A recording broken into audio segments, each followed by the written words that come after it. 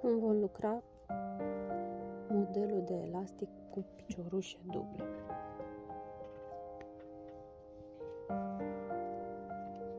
Face 10 ochiuri de lanț.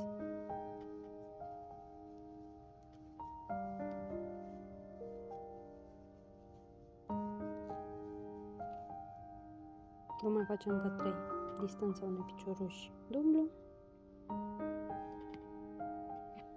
Și în următorul ochi vom face un picioruș dublu. Luăm jeteu, introducem în ochi precedent, mai luăm unul, tragem prin 2 și prin 2.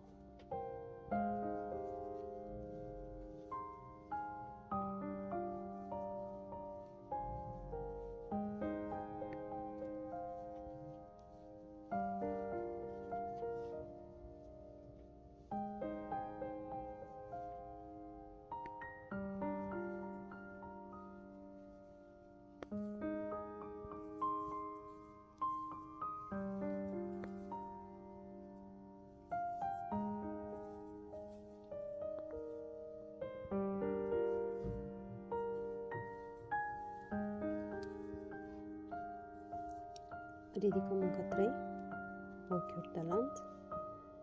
Și când ne întoarcem acum, uităm în V. Uitați. V. Și luăm bucla din spate.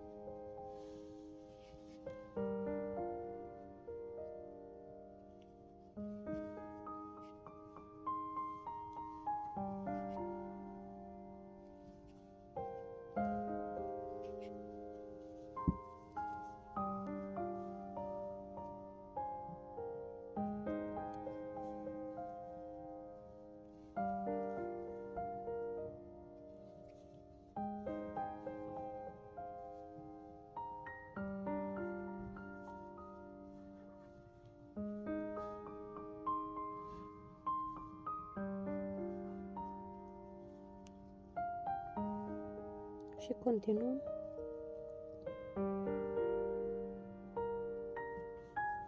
cu lucratul din bucla în spate.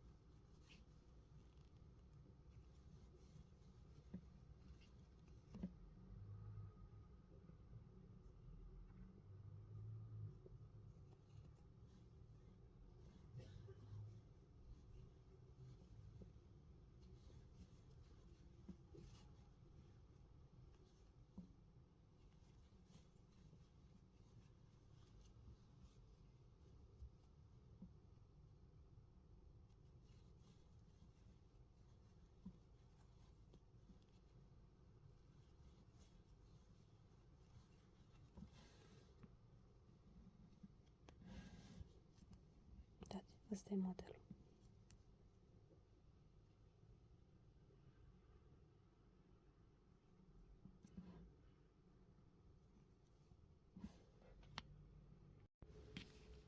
I-am mai făcut un rând. Uitați, ăsta e modelul.